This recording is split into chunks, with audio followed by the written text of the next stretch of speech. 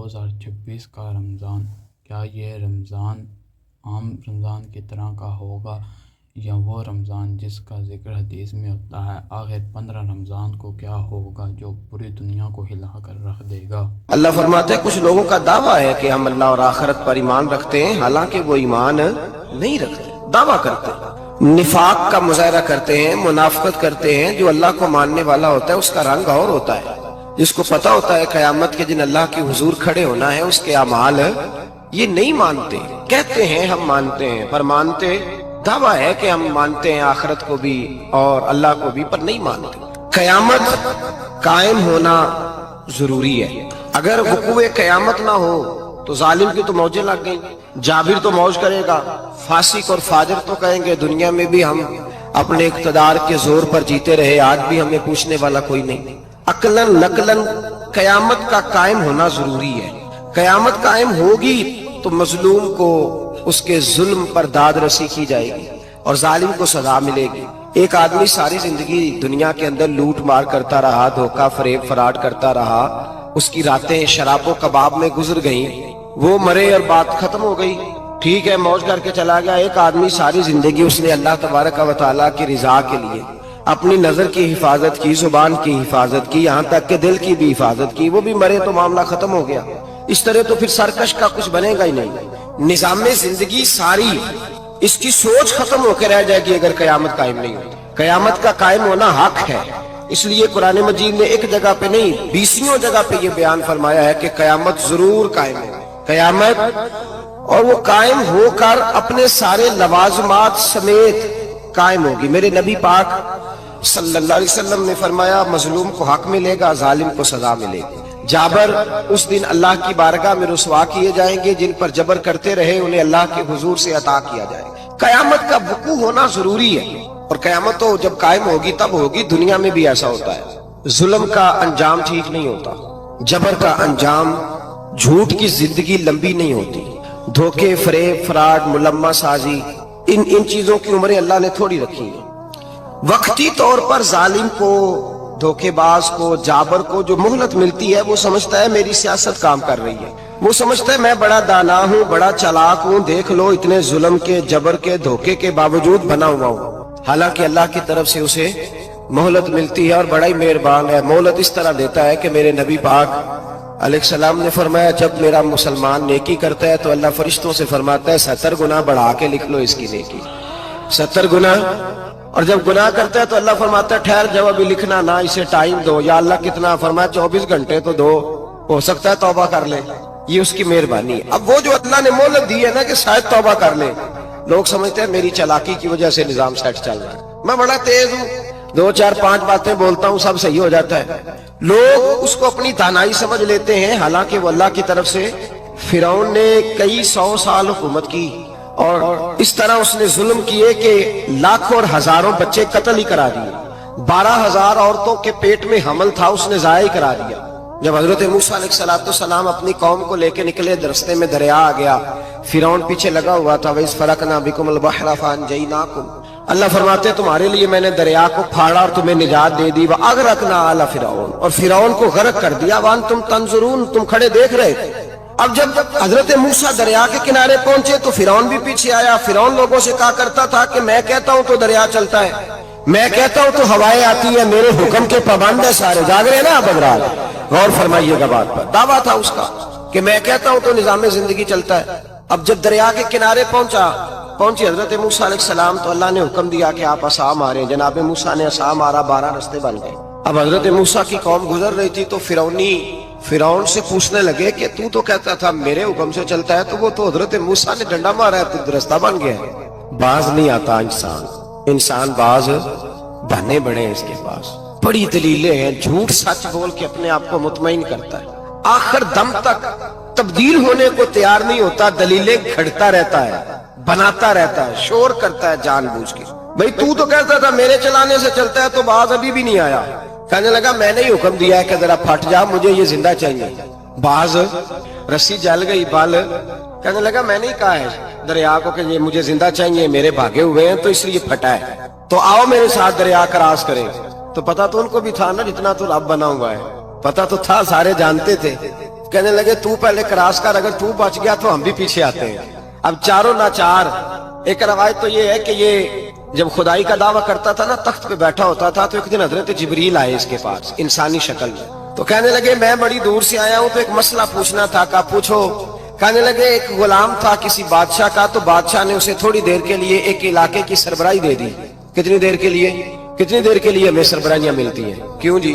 تھوڑی دیر کے لیے ملتی ہے نا، تھوڑی دیر کے لیے سربراہی دے دی ایک غلام کو۔ ذرا بات کو سمجھیے، حضرت جبریل پوچھتے ہیں، کہتے ہیں سربراہی مل گئی، اب وہ مالک ہی بن کے بیٹھ گیا ہے، وہ بات ہی نہیں سنتا، اس کو تھوڑی دیر کے لیے بنایا تھا، وہ تو خدائی کا دعویٰ کرنے لگا ہے، آپ بتائیں اس کا انجام کیا ہونا چاہیے؟ یہ مسئلہ پوچھنے آیا ہوں۔ تو فرعون کہنے لگا اس کا انجام یہ ہے کہ اسے پانی میں گوتے دے دے کے مار دے۔ انجام کیا ہے؟ بولیے بولیے، کیا انجام ہے؟ کیا انجام ہے جی؟ پانی میں، اللہ اکبر، اپنی سزا تجویز کر رہا ہے۔ اس کی سزا کہ اسے پانی میں گوتے دے دے کے مارو ظالم کو، اسے تھوڑی دیر کے لیے بنایا تھا اور وہ چھائی گیا ہے، قبضہ ہی کر گیا ہے۔ حضرت جبریل کہنے لگے جی آپ لکھ کے دے دیں گے؟ کہنے لگا لاؤ لکھ دیتے ہیں۔ لکھوا لیا، جناب جبریل رکا لے کے تشریف لے گئے۔ اب جب فرعون دریا میں آیا نا، تو اللہ نے حکم دیا مل جا۔ جب دریا ملا چیخنے لگا، تو حضرت جبریل آئے، کہنے لگے تیرا ہی فتویٰ ہے، یہ تیری سزا ہی ہے نا، ہم بھی بڑی سزائیں تجویز کرتے ہیں، یہ جھوٹا ہے جی، اس کا تو فلانا علاج ہونا چاہیے، تو اگر تو جھوٹ بولے تو یہ فلانا بڑا جاور ہے جی، اس کے ساتھ اس طرح ہونا چاہیے، تو اگر تو یہ کام کرے تو جو سزا تو لوگوں کے لیے تجویز کر رہا ہے تو اپنے بارے میں بھی سوچ۔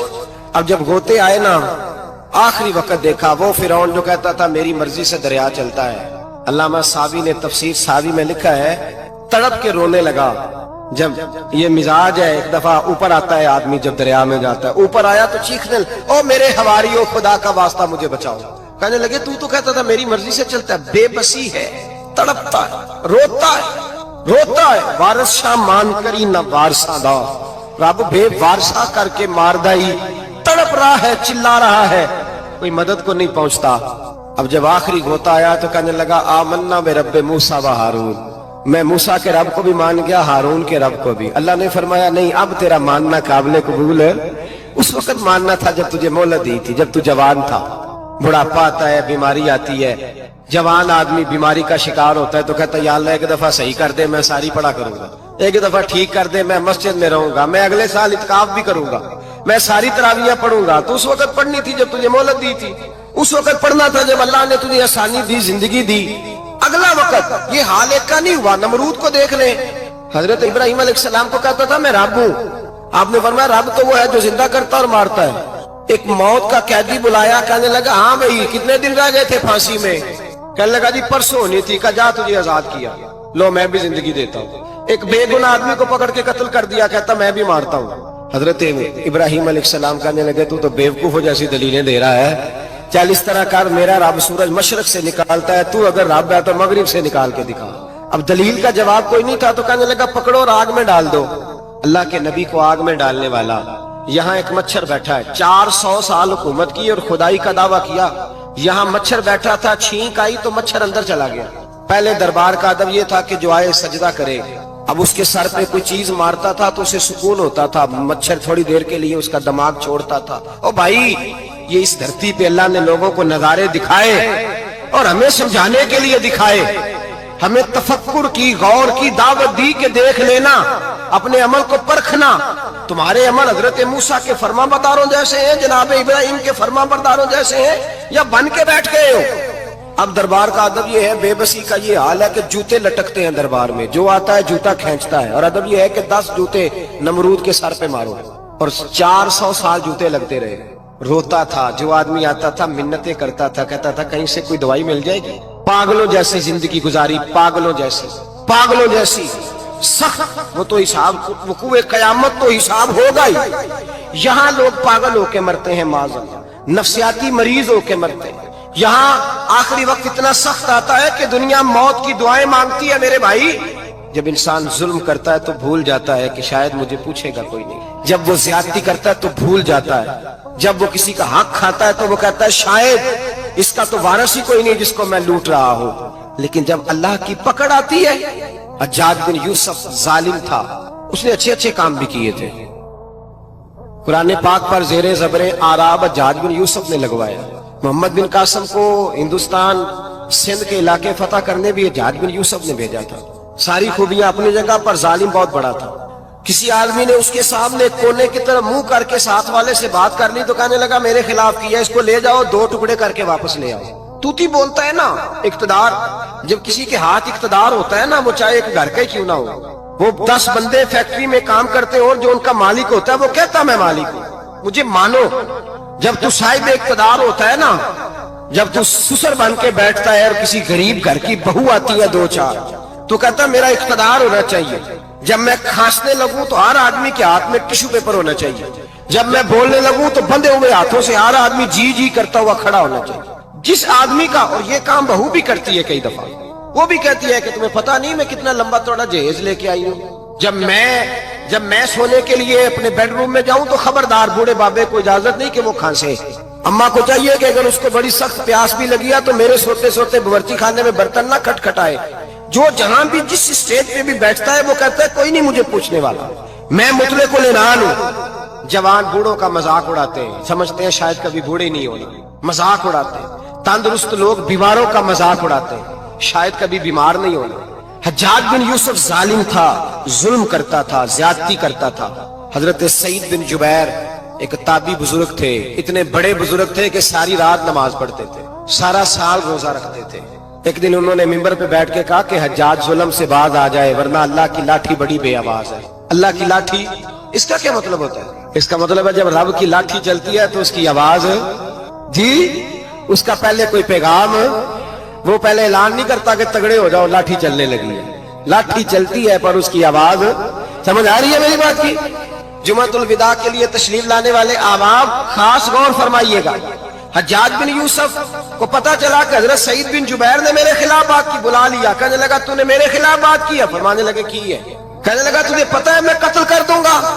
آپ فرمانے لگے نہ تو زندگی کا مالک ہے نہ موت کا مالک ہے، تو کیسے قتل کر؟ کہنے لگا تجھے پتا ہے میرا؟ فرمایا میں نے تجھے نہیں، میں نے تو کئی شداد، کئی حماد، کئی قارون، کئی فرعون، کئی نمرود دیکھے، کئیوں کی داستانیں سنی. تو کون ہے؟ تو چھوٹا سا ہے. ایک جملہ ہے ملا جلال الدین رومی کا، بڑے درویش تھے، ایک بات کہہ گئے. کہنے لگے نمرود جتنے پیسے نہیں، فرعون جتنی حکومت نہیں، قارون جتنی دولت نہیں، ورنہ فرمانے لگے میرے زمانے میں بھی کئی لوگوں کا خدا بننے کو دل کرتا ہے، کئی لوگوں کا دل کرتا ہے، لیکن نمرود جتنے پیسے، فرعون جتنی طاقت اور قارون جتنی دولت نہیں، ورنہ ہو سکتا ہے لوگ دعویٰ کر جائیں معاذ اللہ ثم معاذ اللہ. یہ آج سے کئی 100 سال پہلے وہ کہہ رہے ہیں، آج تو حالات بڑے ابتر ہیں، اس کی نسبت خطرناک. فرمانے لگے حضرت سعید بن جبیر تو زندگی موت کا مالک نہیں. کہنے لگا پکڑو، قتل کرو اسے، لے جاؤ. جب پکڑ کر کھینچ کر لے جا رہے تھے نا تو حضرت سعید بن جبیر مسکرانے لگے. ظالم کے سامنے مسکرائے تو اس کو بڑا غصہ آیا، یہ میرا مذاق اڑاتا ہے. بلا لیا، ادھر آؤ، کیوں مسکرا رہے ہو، کیا ہوا؟ تو حضرت سعید بن جبیر کہنے لگے میں مسکرا رہا ہوں تیری بیوقوفی پر اور اپنے اللہ کی دی ہوئی ڈھیل پر. میں مسکرا رہا ہوں کہ یا اللہ کیا بات ہے، کیا تیرا شان ہے، کیسے لوگوں کو ڈھیل دی ہوئی ہے. میں مسکرا رہا ہوں تیری بیوقوفی پر کہ تو سمجھتا ہے شاید مجھے پوچھنے والا کوئی نہیں. کہنے لگا اس کو باہر نہ لے جاؤ، میرے سامنے قتل کرو. ٹھیک ہے جی. قتل کرنے لگے تو حضرت سعید بن جبیر نے منہ کعبے کی جانب کر لیا. انی وجہت وجہی للذی فطر السماوات والارض حنیفا وما انا من المشرکین. جب آپ نے یہ آیتیں پڑھی نا کہ میں نے منہ کر لیا ہے اپنے رب کی جانب، کرو مجھے قتل. کہنے لگا نہیں نہیں، اس کا منہ پھیرو، کعبے کی طرف ہو کے قتل نہ ہو. ہے ظالم پر پاگل ہو گیا ہے. حضرت سعید بن جبیر کے حوصلے نے شکست دے دی، ناکام ہو گیا، مخبوط الحواس ہو. کہنے لگا اس کا منہ پھیر دو. جب کعبے سے پھیرا تو آپ فرمانے لگے للہ المشرق والمغرب فانما تولى فثم وجه اللہ. اللہ فرماتا ہے تو مشرق اور مغرب سارا ہی اللہ کا ہے، جدھر بھی منہ کرو گے ادھر اللہ ہی اللہ ہے، جدھر بھی منہ کرو گے ادھر اللہ ہی اللہ ہے. چاروں جانب پھیر دے، جدھر منہ پھیرنا ہے تو نے پھیر دیا منہ.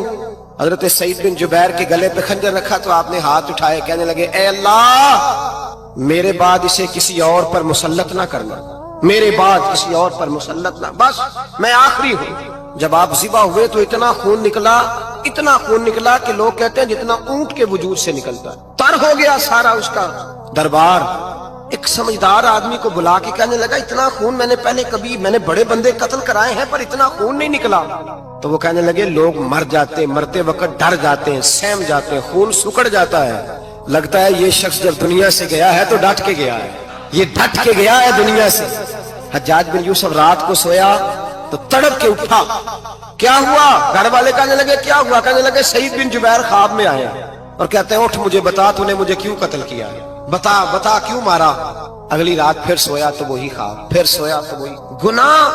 گناہ نفسیاتی مریض بنا دیتا ہے، ظلم تجھے مخبوط الحواس کر دیتا ہے. جب تو زیادتی کرتا ہے تو اللہ فرماتے ہیں کہ تو اللہ کو بھولتا ہے، اللہ تجھے اپنا آپ بھلا دیتا ہے.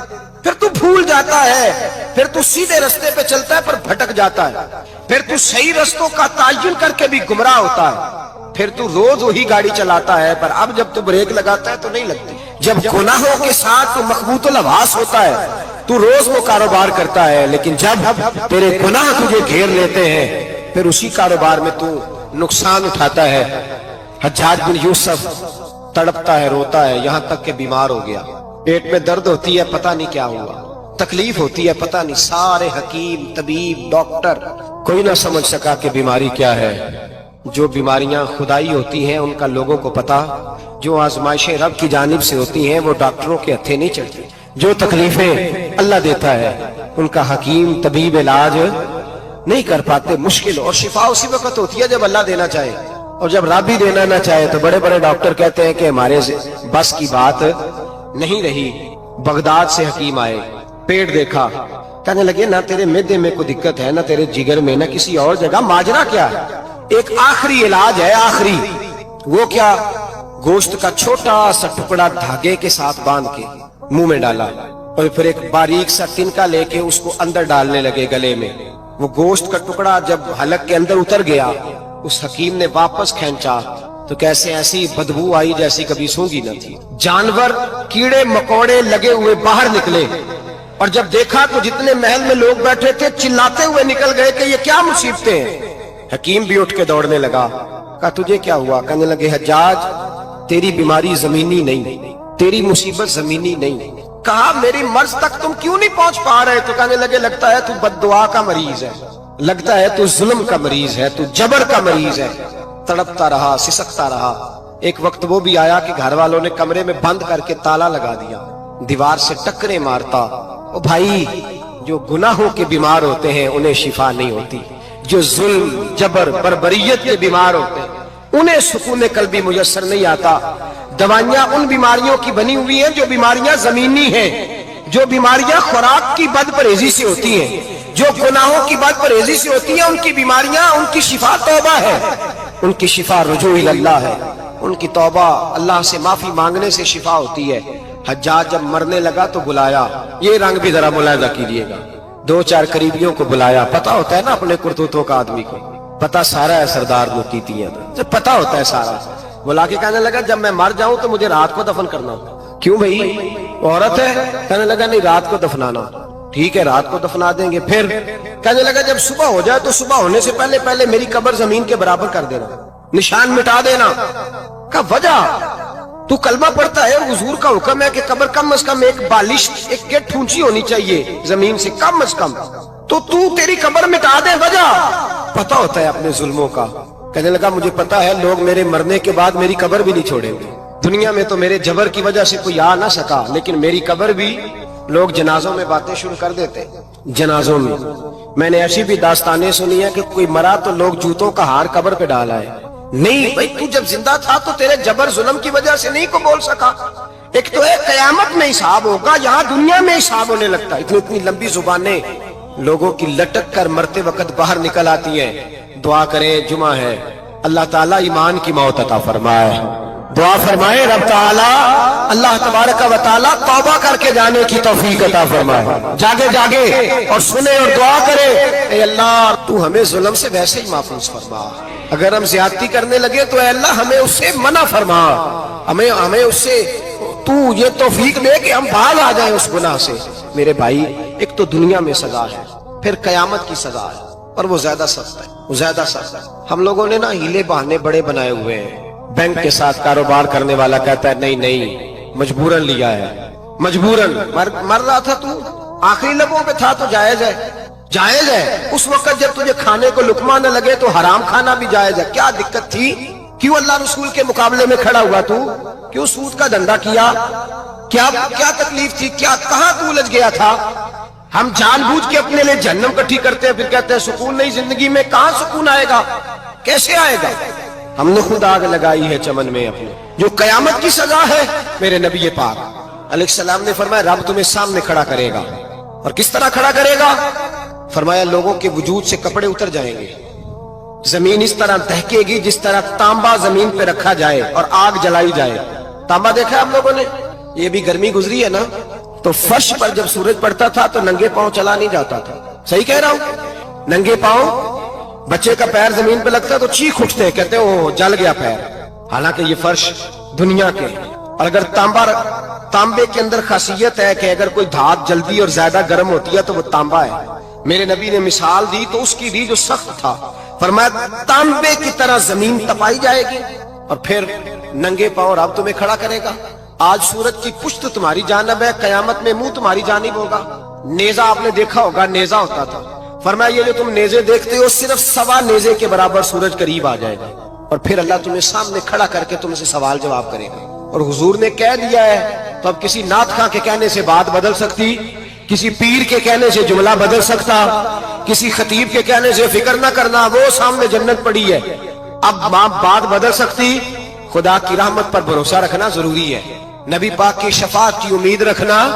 बोलिए, लेकिन जो हुजूर ने बयान किया है उसको मानना भी ये भी जरूरी है। मेरे नबी पाक ने फरमाया अल्लाह तुमसे हिसाब लेगा और अल्लाह पूछेगा, तुमने जवाब देना है। हुजूर किस किस शय का? फरमाया जो पहनते हो उसका जवाब नहीं देना, जो खाते हो उसका जवाब नहीं देना, जो अल्लाह के रास्ते में देते हो उसका जवाब, बाकी हर शय का जवाब देना है। ओ उधर जो प्लाट है उसका भी जवाब देना है, और जो जी वो जो बच्चों को पैसे बताए उनका भी जवाब देना है, जो छुपाए हैं उनका भी। सुम्मा लतुसअलुन्ना यौमइज़िन अनिन नईम, जो कमेटी अपने मोहल्ले में डाली है उसका भी जवाब देना है, जो ससुराल के इलाके में अब्बा जी से चोरी डाली हुई है उसका जवाब भी, सबका जवाब देना है, तमाम हिसाब किताब। और अल्लाह फरमाते हैं मैं सामने खड़ा करके हर सवाल का तुझे जवाब, तुझे हर सवाल का जवाब साहब। अच्छा, ये जो बड़े लोग थे वो हिसाब से डरते थे, हम छोटे लोग हैं हम हिसाब से हम नहीं डरते, हम कहते हैं देखी जाएगी। बड़े लोग जो थे वो हिसाब से, हजरत अबू बकर सिद्दीक दुआ कराया करते थे, दुआ करो अल्लाह मुझसे हिसाब ना पूछे। हजरत उमर फारूक रज़ी अल्लाह ताला अन्हु अपने बेटे से कहते थे बेटा अपने बाप के लिए रहमत की दुआ करना, मैं दरगुजर वाला हूं, मैं हिसाब वाला कोई नहीं। बड़े लोग डरते थे, बड़े लोग। हजरत उस्मान गनी कब्र पे खड़े होते थे तो दाढ़ी आंसुओं से भीग जाती थी। गुलाम कहते हैं हुजूर 3 दफा नबी पाक ने आपको जन्नत की बिशारत दी, 3 दफा बिशारत दी है तो आप क्यों इतना रोते हैं? उस्मान गनी फरमाते जिस रसूल ने मुझे जन्नती कहा है उसी महबूब ने मुझे फरमाया था उस्मान कब्र आखिरत की मंजिलों में से पहली मंजिल है। और आप फरमाते मेरे तो कमरे में दिया गुल हो जाए तो मुझे डर लगता है, इसमें तो मुकम्मल अंधेरा है। आप फरमाते खिड़कियां बंद हो तो दम घुटने लगता है, इसको तो दरवाजा ही कोई नहीं, रोशनदान तक नहीं। भाई जो बड़े थे वो डर रहे थे। मौला अली शेर खुदा नमाज का वुजू करके कांपते थे, कांपते। अली आप मरहब के सामने नहीं कांपे, खैबर का दरवाजा उखाड़ते नहीं कांपे, बदर ओहद खंदक हुनैन और खैबर में नहीं कांपे, तो यहाँ आप फरमाने लगे मालिक के सामने जाते हुए डर आता है। बड़े लोग कांपते थे, बड़े लोग। आज कौन सा जुमा है? सारे बोलिए। हालांकि ये अगले साल दोबारा आएगा, हमारा नहीं पता कि हम विदा हो जाएं कि क्या बने। ये कौन सा जुमा है? आया जुमातुल विदा, आए हम पढ़े। आज एक फिक्र लेकर के जाना, एक सोच, जहां रोज रात को बेटे की टेंशन, बेटी की टेंशन, भाई की टेंशन, पोते की टेंशन होती है ना, एक टेंशन और अपने आज एक टेंशन बढ़ा लो, कब्र की टेंशन पैदा कर लो, कयामत की थोड़ी सी फिक्र कर लो, थोड़ी सी, एक लम्हे के लिए सही थोड़ा ख्याल पैदा करें। हजरत हसन बसरी नाम सुना हुआ है ना, ये हजरत अली के शागिर्द है, नबी पाक के घर में आ जाते थे कई दफा, बच्चे थे जब। हजरत हसन बसरी ताबी हैं, फरमाते खाना काबा में उमरा करने गया, तवाफ़े काबा कर रहा था तो बड़ा अजीब मंजर हुआ, रात की तन्हाई हुई। उस वक्त कई दफा तवाफ बंद भी होता था, इसलिए कि रश कम होता था तो रात को सब सो जाते।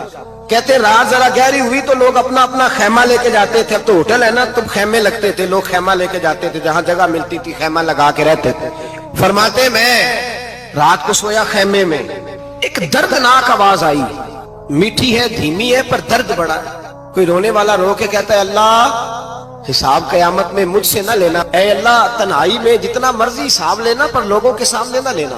और फिर कहता है अल्लाह फजल तो तब करे जब तू मेरा हिसाब पूछे ही ना। फिर चंद मिनट गुजरे तो फिर वो रोने लगा, मेरे कानों में आवाज आई, कहने लगा अल्लाह हिसाब तो उनका लिया जाता है जो हिसाब के काबिल होते हैं। आला हजरत कहते हैं ना रजा से तू क्या हिसाब लेगा, रजा भी किसी हिसाब में है। ऐ अल्लाह मैं काबिल नहीं, मुझसे हिसाब ना लेना। कहते थोड़ी देर गुजरी तो फिर वो रोने लगा, फिर जरा सांस संभले तो फिर कहने लगा ऐ अल्लाह मैं तो लोगों को कोई बंदा हिसाब पूछ ले तो नहीं दे सकता, मैं तुझे कैसे हिसाब दूंगा। फिर तड़पने लगा। कहते थोड़ी देर गुजरी तो फिर एक लफ्ज उन्होंने कहे रोने वाले ने, कहने लगे अल्लाह देख तेरे महबूब का फरमान है जो माफी मांगे तो उसे माफ कर दिया करता है। ऐ अल्लाह मैं माफी मांगने आया हूँ और मस्जिद नहीं आया, मैं काबातुल्लाह ही आ गया हूँ। कहते हैं वो इतना रोए कि चीख आई उनकी, और जब धड़ाम से कोई जमीन पे गिरा तो मैं परेशान हुआ कि अब तो बेहोश हो गया। फरमाते हैं मैं जोर से उठा फटाफट और उस शख्स की तरफ बढ़ा। मेरे दिल में ख्याल है कोई गुनाहगार है बेचारा, तो चलो मैं भी दुआ करता हूँ, इसको कहता हूँ बेटे फिक्र न कर, अल्लाह तेरी मदद करेगा। फरमाते मैं गया इस नीयत के साथ कि मैं कहूंगा चलो उठो तुम भी दुआ करो, मैं भी करता हूँ, अल्लाह हमसे हिसाब ना पूछे। कहते मैं गया तो वो शख्सियत बेहोश पड़ी थी, काले स्याह बाल उनके चेहरे पे बिखरे हुए थे। कहते लोगों जब मैंने जुल्फे हटाई चेहरे से तो मेरा वजूद कांपने लगा आसमान टूट पड़ेगा, जमीन फट जाएगी, सितारे बिखर जाएंगे, आज बह जाएंगे समुंदर। फरमाते मेरी चीखें निकल गई, ये कोई गुनाहगार तो नहीं, ये तो हजरत फातिमा के पोते इमाम ज़ैनुल आबिदीन है, ये तो इमाम हुसैन का वो बेटा है जो करबला में तन्हा बचे थे। फरमाते मैं इमाम का चेहरा देखा तो भाग के आया और मैंने अपनी दाढ़ी उनके पैरों के साथ मस की और मैंने कहा हुजूर उठिए। इमाम उठे तो मैंने कहा शहजादे तेरे तो इशारे से अल्लाह कई गुनाहगारों को बख्शेगा, तेरी तो दुआ से अल्लाह बख्शेगा, ये क्या कर रहे हो। तो इमाम ज़ैनुल आबिदीन कहने लगे हसन बसरी इधर आ यार, इधर आओ बुजुर्गो, मेरे दादा के पास रहने वाले हो, मैंने ना आज ही सुना है कि उसका अजाब बड़ा सख्त है, आओ मेरे लिए दुआ करो, अल्लाह पाक मुझसे हिसाब ना पूछे। कहा हुजूर ना करें। अब फरमाने लगे तुझे नहीं पता कुछ चीजें ऐसी हैं कि रब ने अगर हिसाब पूछा तो मैं वाकई जवाब नहीं दे पाऊंगा, चल कर मेरे लिए दुआ। कहते मैंने हाथ बांधे हुजूर मैं नहीं करता, उठा कह। फरमाते मैंने हाथ उठाए, मैंने कहा अल्लाह तेरे रसूल का शहजादा है, ये तेरे रसूल का शहजादा है, ये कह रहा है तो फजल कर। ओ भाई जो बड़े थे वो तो तड़पते थे, सिसकते थे। बू अली हीती कहते खाना काबा में पत्थर पे सर रगड़ रगड़ के कोई बूढ़ा कह रहा था ऐ अल्लाह अव्वल तो हिसाब ना लेना और अगर लेना तो मुझे अंधा करके उठाना, मैं तेरे नेक बंदों के सामने शर्मिंदा नहीं। इकबाल रो पड़े।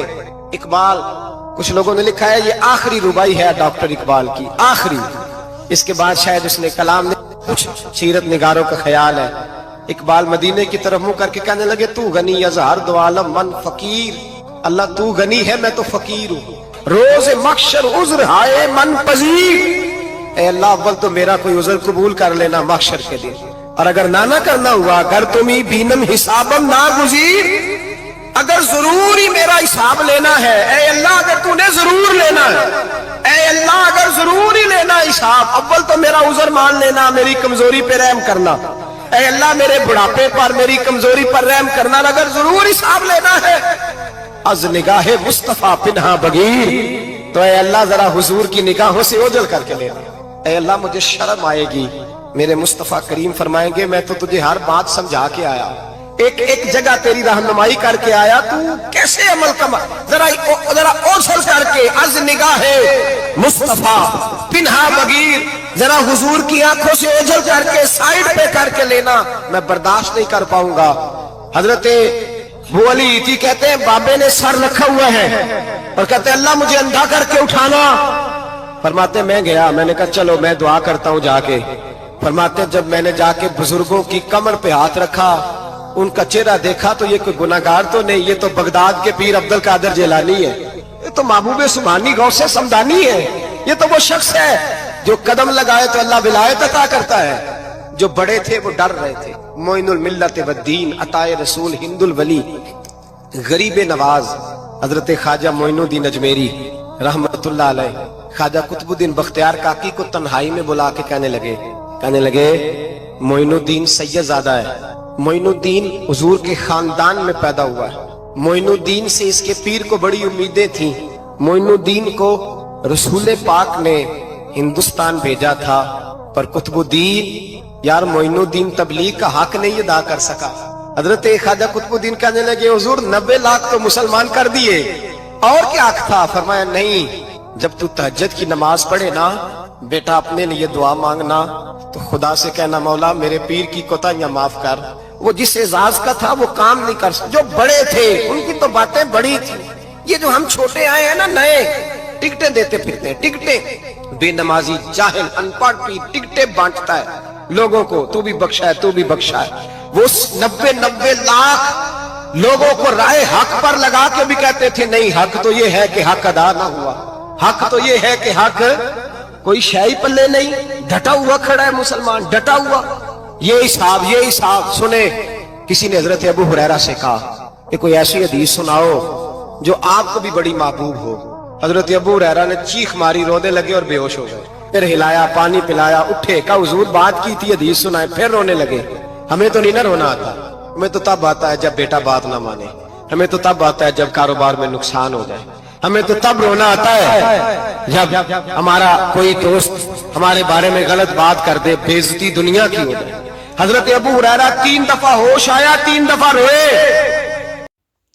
اعوذ باللہ من الشیطان الرجیم، بسم اللہ الرحمن الرحیم، قل هو اللہ احد اللہ الصمد لم یلد ولم یولد ولم یکن لہ کفوا احد۔